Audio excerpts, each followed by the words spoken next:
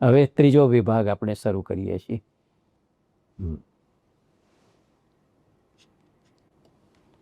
આમ શ્રી રાધાજી એ ખરેખર તો દૈવી અવતાર છે, ગૌલોકવાસીની છે. પૃથ્વી ઉપર શાપને કારણે આવ્યા છે. ભગવાનની આહલાદીની શક્તિ રૂપે એ અહીં પ્રગટ થયેલા છે. એને પોતાનો આખો પરિકર જે છે વૃંદાવનનો તે પણ અહીંયા સર્જેલો છે. અને નિત્ય બધી ગોપીઓ સાથે રહે છે એની ઘટનાનું વર્ણન પણ આ શાસ્ત્રોની અંદર આવે છે. ભગવાનથી આવો વિરહ થયા પછી વૃષભાનપુરની અંદર પોતે ગુમસુમ રહે છે ત્યારે લલિતા અને વિશાખા એમને માહિતી આપે છે કે આ શ્રી કૃષ્ણ જેને તમે ચાહો છો ને જેના સ્મરણમાં આટલા લીન રહો છો ત્યાં વૃષભાનપુરમાં પણ ક્યારેક ક્યારેક આવે છે, તો તમે ઈચ્છો તો એની સાથે મેળાપ કરાવી આપીએ. ત્યારે એવો મેળાપ કરાવવાની ઈચ્છા પ્રગટ કરે છે રાધાજી. લલિતાજી શ્રી કૃષ્ણ પાસે જઈને રાધાની આ જે દશા છે તેનું ચિત્ર બતાવીને તેનું વર્ણન કરીને શ્રી કૃષ્ણને ત્યાં મુલાકાત અને મિલનને માટે ઉપસ્થિત થવા માટે આગ્રહ સેવે છે. અને ત્યારે શ્રી કૃષ્ણનું પ્રથમ મિલન રાધા સાથે વૃષભાનપુરમાં પણ થાય છે. તો એની બે પ્રિય સખીઓ લલિતા અને વિશાખા હંમેશા શ્રી રાધાજી અને શ્રી કૃષ્ણના મિલનને માટે ઉત્સુક હોય છે અને એમનો મેળાપ કરાવી આપવા માટે. પણ પછીથી એમનો વિવાહ જે છે તે આર્યન નામના એક બીજા ગોપ બાળકો સાથે એક ગોપ બાલક સાથે કરી નાખવામાં આવ્યો છે. અને હવે એ પારકા પરણેતર થયા છે અને માટે શ્રી કૃષ્ણથી એનો વિયોગ એ શરૂ થઈ જાય છે.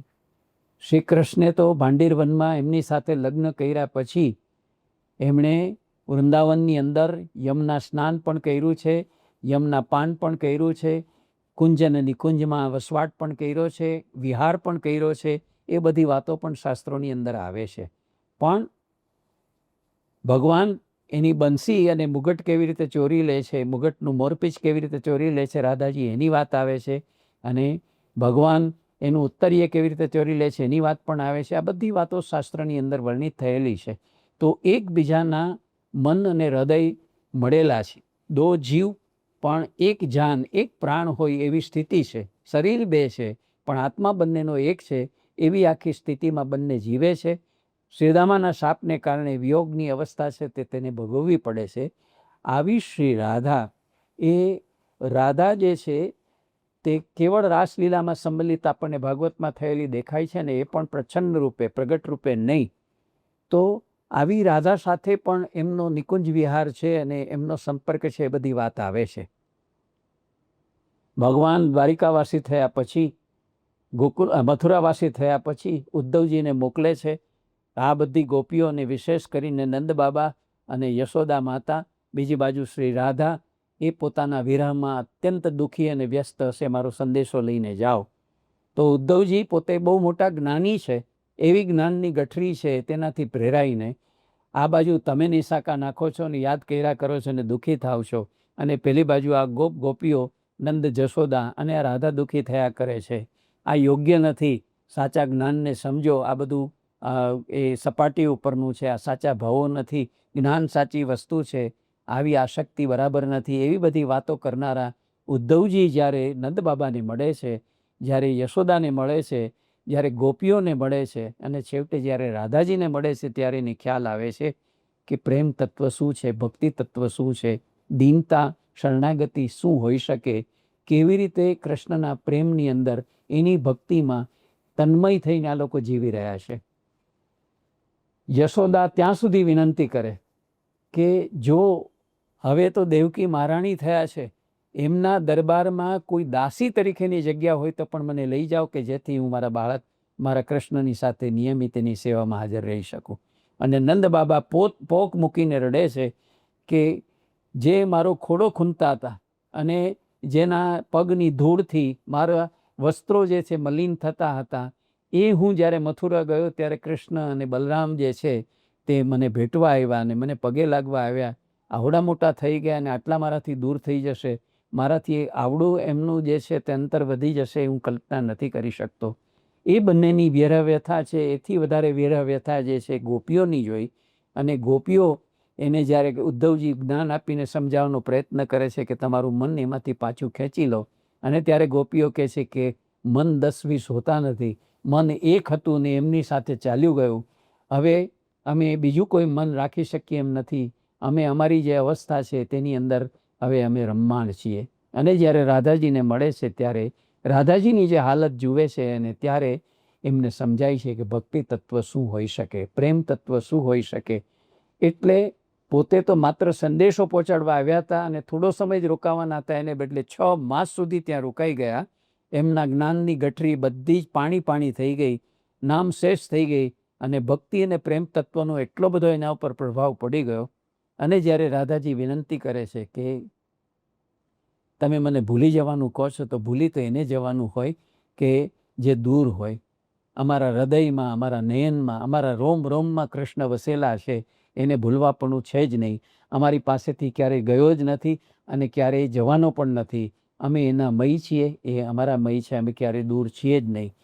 માત્ર એને એટલું યાદ અપાવજો કે જ્યારે તમારી તીવ્ર એવી કોઈ સ્મરણ શક્તિ આવશે ત્યારે વનનો એક વાંસ તોડી એમાં છિદ્રો કરી અને જે વહેતું સંગીત મૂકશે રાધા, ત્યારે તમે જે છે તેને સાંભળવાનો પ્રયત્ન કરજો. તમારા વિરહમાં એક એવી જુડે છે એનો તમને અહેસાસ થશે. તો પાછા વળીને મથુરા પહોંચીને શ્રી કૃષ્ણને આ બધી વાતોનું નિવેદન જ્યારે ઉદ્ધવજી કરે છે ત્યારે એમનો સમગ્ર કાયાકલ્પ અને મનોકલ્પ થઈ ચૂકેલો છે. એમને આખું પ્રેમ તત્વ અને આખું ભક્તિ તત્વ છે તે સમજાઈ ચૂકેલું છે. ભગવાન એમના જ્ઞાનની જે ગર્વની ગાંઠ હતી એને પણ ઓગાળી નાખે છે. તેમ છતાં ભગવાન કેવા એના વિરહમાં એ પોતે તડપતા રહે છે, પણ એ બધું જુએ છે. છેવટની વાત ત્યાં પણ આવે છે કે ભગવાને વચન તો આપ્યું હતું કે એક વખત હું પાછો આવીશ, પણ એ ભગવાન પાછા આવતા જ નથી. એમનું મિલન પાછું થતું નથી. નથી તો યશોદા અને નંદબાબાને મળતા, નથી ગોપીઓને ને રાધાને મળતા. તો એવું ક્યાંય શાસ્ત્રોમાં આવે છે કે નથી આવતું? તો એક ઘટના છે તે શાસ્ત્રોની અંદર વર્ણિત થયેલી છે અને તે એ છે, શાસ્ત્રોમાં નામ અલગ અલગ અપાયેલા છે, કે જ્યારે કુંભ મેળો રચાય છે ત્યારે, ગ્રહણ થાય છે ત્યારે સ્નાન કરવા માટે થઈને, પોતાના પાપ ધોવા માટે થઈને બધા જ કુંભ મેળામાં ઉપસ્થિત થતા હોય છે. કુરુક્ષેત્રના મેદાનમાં એકઠા થતા હોય છે. તો આ બાજુ ગોકુલથી આ બધા આવ્યા હોય છે, નંદ બાબા, યશોદા, ગોપીઓ અને શ્રી રાધા પણ પોતાના માતા પિતા સાથે આવ્યા હોય છે. આ બાજુ પોતાની બધી જ પત્નીઓને લઈને શ્રી કૃષ્ણ પોતાના રાવ રસાલા સાથે ત્યાં પણ આવ્યા હોય છે. એકમાં એને સિદ્ધ ક્ષેત્રનું નામ અપાયું છે, બીજામાં કુરુક્ષેત્રનું નામ અપાયું છે. પણ ત્યાંય મળતા નથી શ્રી કૃષ્ણ, એમને મળતા નથી. લલિતા અને વિશાખા રાધાજીને લેવા જાય છે. તમે જ્યાં એનો ઉતારો છે, જ્યાં એમનો નિવાસ છે, ત્યાં તમે મળવા આવો. તમે એની રાણીઓને મળો, તમે શ્રી કૃષ્ણને મળો, તમારા પ્રિયતમને મળો. ત્યારે રાધાજી એમની સાથે આવે છે, તેમની રાણીઓ મળે છે, એમની સાથે વાર્તાલાપ થાય છે. એ લોકો પણ અતિ પ્રભાવિત અને અભિભૂત થાય છે. પણ રાધાજી કૃષ્ણને મળી શકતા નથી. બીજી બાજુ નથી યશોદાજીને મળતા, નથી નંદજીને મળતા, પોતે બધાથી અંતર જાળવી રાખે છે. ત્યાર પછી એક ઘટના બને છે ને તે એ કે જ્યારે રોહિણીજી, સત્યભામા, એમની પટરાણીઓ જે છે તે રાત્રે પોતાના નિવાસમાં શ્રી કૃષ્ણની સેવામાં ઉપસ્થિત થાય છે, ત્યારે રૂકમણીજીનું ધ્યાન જાય છે કે શ્રી કૃષ્ણના પગમાં ફૂલ્લા પડ્યા છે. આ કેમ થયું? આવું ક્યાં પગ દાઝ્યા? આવું જ્યારે લાગે છે ત્યારે શ્રી કૃષ્ણ એમને કહે છે કે તમે રાધાજીને જે ગરમા ગરમ દૂધ પાઈ દીધું, રાધાજીના હૃદયમાં હું રહું છું, મારા ચરણોનો એમાં નિવાસ છે, એને કારણે ત્યાં મારા ચરણોના તળિયા છે દાઝી ગયા, એના ફરફોલા મને પડ્યા છે. અને ત્યારે બધી પટરાણીઓનો પણ ગર્વ ઓગળી ગયો કે પોતે એટલું સ્થાન પામી નથી શક્યા કૃષ્ણના પોતાના પતિના હૃદયમાં જે સ્થાન રાધાજી પામી શક્યા છે.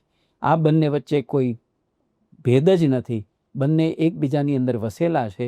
એકનું કંઈ પણ બીજાને સ્પર્શે છે, આખી વાત એને સમજાય છે. બીજી બે ઘટનાઓ પણ બહુ જ મહત્વપૂર્ણ છે. એક વખત બુઢા થઈ ચૂકેલા યશોદાજી રાધાજીને બોલાવે છે અને રાધાજી જ્યારે એને મળવા જાય છે ત્યારે લોકલાજ મૂકીને જાય છે. એની સાસુ, એનો સમાજ ઘણા મેળા મારે છે કે તું શ્રી કૃષ્ણને જ પોતાનો પ્રિયતમ માને છે ને એની યાદમાં જ કુંજ અને નિકુંજમાં ભટક્યા કરે છે, તારા પતિને તારા સંસારમાં ધ્યાન નથી આપતી વગેરે એવા બધા માન અપમાન જે કંઈ છે તે એને સહન કર્યા છે. પણ જશોદાજી જ્યારે બોલાવે છે ત્યારે અત્યંત કૃશ થઈ ગયેલા છે, સુકાઈ ગયેલા છે, પથારીમાં દેખાતા નથી. એને જોઈને પણ રાધાજીના આંખમાં આંસુ આવી જાય. રાધાજીને જોઈને યશોદાજીની આંખમાં પણ આંસુ આવી જાય છે અને કહે છે, બેટી, આજ એક હેતુસર મેં તને બોલાવી છે અને હેતુ એ છે કે આખા જગતની અંદર માત્ર આપણે બે જ કૃષ્ણ શું છે એ સમજીએ છીએ અને કૃષ્ણ આપણને ચાહે છે. આપણી અંદર એની ચાહના છે, એને સુખે મરવા નહીં દે. હું તો માં છું અને માં હોવાને કારણે મેં મારા બંધનમાંથી એને વચન આપ્યું હતું ને છતાં પાડ્યું નથી કે હું તમને પાછો મળવા આવીશ. મેં આટલું લાલન પાલન કર્યું, આટલો ચાહ્યો એને, આટલો એને યશ અપાયો અને છતાંય એ ભૂલી ગયો છે. તો હું મારા ઋણમાંથી એને મુક્ત કરું છું અને હવે હું તને પણ વિનંતી કરું છું કે તારા હૃદયની અંદર, તારા રોમ રોમમાં એ વસેલો છે એમ એના રોમ રોમમાં તું વસેલી છો. હું અને તું જ આપણે એને બેયને સમજી શકીએ છીએ. જ્યાં સુધી તું પણ એને માફી નહીં આપે ત્યાં સુધી એનો જીવ સદગતિએ નહીં જાય. માટે એક હજુ વધારે એવું અપમાન સહન કરીને, એવો ત્રાસ તારે જે સહન કરવો પડે અને જો તને ઈચ્છા થાય તો એક વખત દ્વારિકા જઈને એને મળજે અને મળીને એને માફ કરી દેજે. આપણે બંને જો માફ કરી દઈશું તો એ સુખરૂપ આ જગતમાંથી પોતાનું અવતાર કાર્ય સમાપ્ત કરીને વિદાય થઈ શકશે. અન્યથા એ ગુનાભાવ સાથે ગિલ્ટ ફીલ કરી અને એ જીવી નહીં શકે. હવે સામે રહેલી પેલી સંદૂક, પેલી પેટી છે તે ખોલ અને એમાં લાલ વસ્ત્રમાં બાંધેલી પોટલી લઈ આવો.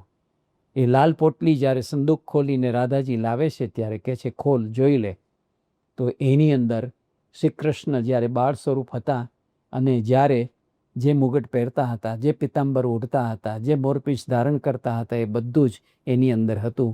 આ લઈને જજે, જેથી પુરાવો રહે કે તું મને મળી હતી, મેં તને આ કામ સોંપ્યું હતું અને મેં શ્રી કૃષ્ણને એના વાણી વર્તનને માટે માફ કર્યા છે, એનો એક આધાર પુરાવો તારી પાસે રહે.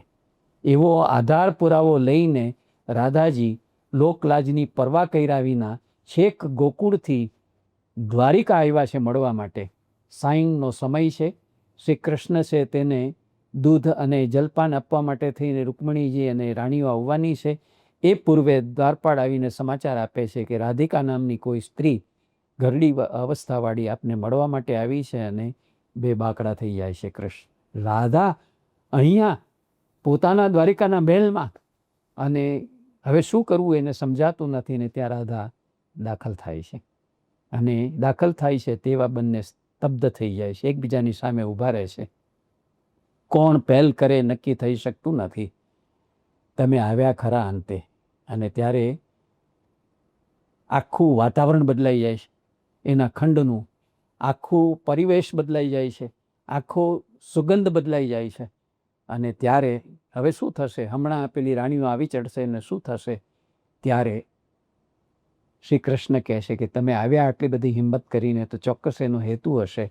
મેં તમને વચન આપ્યું હતું પણ હું તમને મળી નથી શક્યો. પણ અત્યારે હવે હું આપને વિનંતી કરું છું કે કાલે આ જ સમયે દ્વારકાના દરિયા કિનારે એક મંદિર છે, તે મંદિર પાસે તમે આવી પહોંચજો. હું તમારી સાથે મળીશ અને આપણે બંને મળીને તમારે જે સંદેશો આપવાનો છે અને મારે તમને જે મળીને વાત કરવાની છે તે આપણે કરીશું. અત્યારે તમે જે કંઈ છે તે જલપાન ગ્રહણ કરીને તમે વિદાય થાવ. પોતાના જ હાથે સેવકના હાથમાંથી દૂધનો ગ્લાસ લઈ એમને પાઈને એમને તત્કાળ વિદાય કરે છે. એમના જલપાનની વ્યવસ્થા કરીને રૂકમણી જ્યારે આવે છે ત્યારે તરત જ એમને આખું બદલાયેલું વાતાવરણ દેખાય છે. બારીમાંથી નજર કરતાં દેખાય છે કે દ્વારપાળ કોઈ સ્ત્રીને લઈને વળાવી રહ્યો છે. અને ત્યારે સીધો પ્રશ્ન સોસરવો એ પૂછે છે, કોણ આવ્યું હતું પ્રભુ? કોણ જઈ રહ્યું છે? અને અહીંના વાતાવરણમાં અને અહીંની સુગંધમાં પરિવર્તન કેમ દેખાય છે? રોજ તમારા કક્ષની અંદર દરિયાના ખારા પાણીની જે સુવાસ હોય છે એની જગ્યાએ અત્યારે કોઈક મીઠી અને અત્યંત પવિત્ર સુગંધવાળી એવી હવા આખા રૂમની અંદર પ્રવર્તે છે. કોણ હતા પ્રભુ? તમે કોને કહો? કોને તમે વિદાય કરી દીધા? કોને હાજર ન રહેવા દીધા? એવા અઠાગ્રહની પાસે ઝૂકીને પ્રભુએ કહેવું પડ્યું કે રાધાજી આવ્યા હતા. અને ત્યારે અત્યંત વિસ્મિત થઈને, તમે અમને મેળવ્યા કેમ નહીં? તમે એમને જવા કેમ દીધા? ત્યારે કહે છે કે અમારે જે ગુપ્ત ગોઠડી કરવી છે એટલા માટે મેં કાલે એમને બોલાવ્યા છે, અમે કાલે મળવાના છીએ.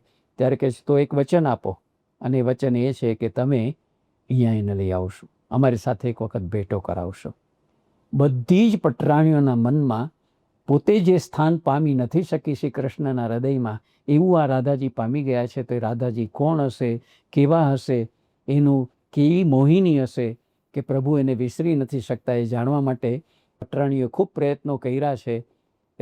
રૂકમિણીજી, સત્યભામા ને બધી પટરાણીઓ એ એમની પાસે પહોંચી છે, બલરામજીની માતા રોહિણીજી પાસે. ને રોહિણીજી ગોકુલમાં હતા યશોદાજીની સાથે, અને એમણે કૃષ્ણની બધી બાળલીલા, ગોપીઓ સાથેની લીલા છે તે જોયેલી છે. આ બધું જ એને પૂછી પૂછીને ગંધ કાઢે છે, અને છતાંય એમનું આકર્ષણ, એમની જિજ્ઞાસા વધતા જાય છે. તો કૃષ્ણ પાસેથી એ વચન લે છે, અને બીજે દિવસ સાંજે દ્વારિકાના દરિયે મંદિરની પાસે રાધા કૃષ્ણનું અંતિમ મિલન થાય છે. અને અંતિમ મિલનની વખતે રાધા કહે છે કે હું તમારી માતાનો સંદેશો આપવા માટે, મારો એક સંદેશો આપવા માટે અહીં આવી છું, આટલી ખેપ ખેડીને. આ એની સાક્ષી છે, આ એનો પુરાવો છે. તમારી માતાએ આ પોટલી આપી છે, જેમાં તમારું ઉત્તરીય, તમારું જે છે તે પિતાંબર છે, તમારું મુગટ છે, તમારું મોરપીંછ છે. તમારી માતાએ તમારા સંબંધ ઋણમાંથી એમને મુક્ત કર્યા છે ને તમને માફ કર્યા છે. અને આજે હું તમારી વિયોગીની મારા ઋણમાંથી પણ તમને મુક્ત કરું છું અને તમને માફ કરું છું. તમે વચન પાલન ન કરી શક્યા હો તો એનો કોઈ અપરાધ બોધ મનમાં રાખશો નહીં. અમે તમને બંને મુક્ત આપીએ છીએ. જગતમાં અમે જ બે સ્ત્રીઓ એવી છીએ જે તમને સાચા સ્વરૂપમાં ઓળખે છે અને ચાહે છે. એમ કરી અને બંનેની વિશ્રપ ગોઠવી પછી ત્યાંથી રાધાજી વિદાય લઈ લે છે. અંતિમ મિલન બંનેનું થાય છે. જે સમયે દેહોત્સર્ગમાં વ્યાઘ્રના બ્રાંડથી ભગવાનનો દેહ છે ભગવાન છોડે છે, એ જ સમયે ત્યાં ઉદ્ધવની ઉપસ્થિતિમાં રાધાજી જે છે તે માંડીર વનમાં અને કદલી વનમાં પોતાનો દેહ છોડે છે. એની અંતિમ ક્રિયા જે છે તે પણ ઉદ્ધવજી કરે છે. આખી વાત બધી જ જે છે તે શાસ્ત્રોની અંદર આ રીતે વર્ણિત થયેલી છે. તો હવે છેલ્લી વાત આપણે જે સમજવી છે તે આ છે કે તો રાધાજી છે કોણ? રાધાજી બીજું કશું જ નથી, ભક્તિનું સાક્ષાત સ્વરૂપ છે. દેવજી મોઢા નામના એક ગુજરાતી કવિએ રાધા વિશે ખંડકાવ્ય લખતા જે એક પંક્તિ લખી તે 100% સાચી છે. ભક્તિ ઠરતા ઠરી ગઈ અને બની ગઈ તે રાધા રે. ભક્તિ જેમ પાણી છે તે ઠરી જાય તો બરફ થઈ જાય, એમ ભક્તિ જો આવી સ્થૂળ રૂપમાં ઠરીને ચોસલું બની જાય તો એ રાધા થાય. તો રાધા સાક્ષાત ભક્તિનું મૂર્તિમંત સ્વરૂપ છે. આ જગતને, આખી માનવજાતને પ્રેમ શું છે, ભક્તિ શું છે, એ ભક્તિની ચરમ અવસ્થા શું હોઈ શકે એ સમજાવવા માટેનું તત્વ એટલે રાધાનું તત્વ છે. તો રાધા એ સાક્ષાત પ્રેમ લક્ષણા ભક્તિનું, રાધા એ સાક્ષાત અવ્યભિચારણી ભક્તિનું મૂર્તિમંત સ્વરૂપ છે, એમ આપણે સમજવું જોઈએ. એનો શ્રી કૃષ્ણની સાથેનો સંબંધ છે તે આવો શારીરિક કોઈ સંબંધ નથી, એ અલૌકિક એવો સંબંધ છે. અને એ બંને કૃષ્ણને મનમાં એ ભાવના રહે છે કે મેં જે એની સાથે અન્યાય કર્યો છે, કે મારું વચન પાડ્યું નથી અને એને આટલી વિરહ અવસ્થા પેલા શાપને કારણે ભોગવવી પડી છે, તો હંમેશા એનું નામ મારી સાથે જોડાયેલું રહે. એટલા માટે થઈને એમણે જે વચન આપ્યું છે કે મારી સાથે આપનું નામ સદાય જોડાયેલું રહેશે, માટે રાધે કૃષ્ણ છે તેનાથી એ જાણીતા થયા છે. કોઈ પટરાણીનું નામ કૃષ્ણ સાથે જોડાયું નથી, બાકીની કોઈ પ્રિયાનું પણ જોડાયું નથી. રાધે કૃષ્ણ એ વચનથી જોડાયેલું છે. તો રાધા અને કૃષ્ણ સિક્કાની બે બાજુઓ નથી, સિક્કાની એક જ બાજુ છે. બંને એક જ છે. રાધા તે જ કૃષ્ણ છે, કૃષ્ણ તે જ રાધા છે. પ્રેમ તે જ રાધા છે, ભક્તિ તે જ રાધા છે. પ્રેમ તે જ શ્રી કૃષ્ણ છે, ભક્તિનું મૂર્તિમંત સ્વરૂપ તે પણ શ્રી કૃષ્ણ છે. આટલી વાત આપણે શ્રી રાધા અને કૃષ્ણના સંબંધ વિશે સમજવી રહી. આજે જે આપણે ભાગવતના એપિસોડ જોયા, એ ભાગવતના એપિસોડની અંદર તમને શું પ્રાપ્ત થશે, થોડીક એની વિગત આપણે જોઈ લઈએ.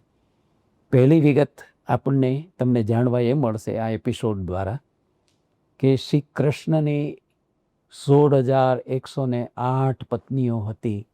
એ વાતનો અર્થ શું છે એની સ્પષ્ટતા મળશે. એમાંથી 8 પટરાણીઓ એટલે કોણ એની સ્પષ્ટતા મળશે. એની 4 પ્રિયતમા કોણ એટલે એની સ્પષ્ટતા મળશે. 16,100 પત્નીઓ કઈ અને કોણ એની સ્પષ્ટતા પણ તમને મળશે. બીજી સ્પષ્ટતા તમને એ મળશે કે શ્રી કૃષ્ણનું અવતરણ ભૂમિ ઉપર શા માટે થયું હતું. શ્રી કૃષ્ણનું અવતરણ જે છે તે ગોકુલ, મથુરા, વૃંદાવનમાં એનું બાળપણ ગયું તો શા કારણે ગયું. શ્રી કૃષ્ણનો દ્વારિકા સાથે શું સંબંધ હતો. શ્રી કૃષ્ણનો ગોપીઓ સાથે અને રાધા સાથે શું સંબંધ હતો. એનું બધું જ ચિત્ર પણ તમને આ એપિસોડમાં સ્પષ્ટ થશે. ત્રીજું, ગૌલોકની આખી સૃષ્ટિ, એનો પરિકર અહીંયા કેવી રીતે આવ્યો પૃથ્વી ઉપર, એનો ખુલાસો તમને મળશે. રાધા શા માટે પૃથ્વી ઉપર આવ્યા, કેમ, કોને ત્યાં અવતર્યા, એમના જન્મનું રહસ્ય શું હતું, એમનો શ્રી કૃષ્ણની સાથે વિયોગ અને વિરહ છે શા માટે થયો, એનો ખુલાસો પણ તમને મળશે. આજે લોકો એવું માને છે કે રાધા કલ્પના છે અને મીરા વાસ્તવિકતા છે. મીરા સાક્ષાત એક સ્ત્રી હતી, રાધા છે તો કવિઓની કલ્પના છે, જે જયદેવના ગીત ગોવિંદથી આવી, સુરદાસના પદોમાં આવી, વગેરે વગેરે. એવું નથી. રાધા, એનું લગ્ન પણ શ્રી કૃષ્ણ સાથે થયેલું, એનો સંબંધ પણ થયેલો, એકબીજાની સાથે ઘણી લીલાઓ પણ એ બંને કરેલી છે. એ બધી વાતના ખુલાસા તમને મળશે. રાધા કૃષ્ણનો જે સંબંધ છે તે એક વિશિષ્ટ સંબંધ છે અને રાધા કૃષ્ણનું ખરેખર તાત્વિક સ્વરૂપ શું છે એ પણ તમને આ વિડીયો દ્વારા જાણવા મળશે.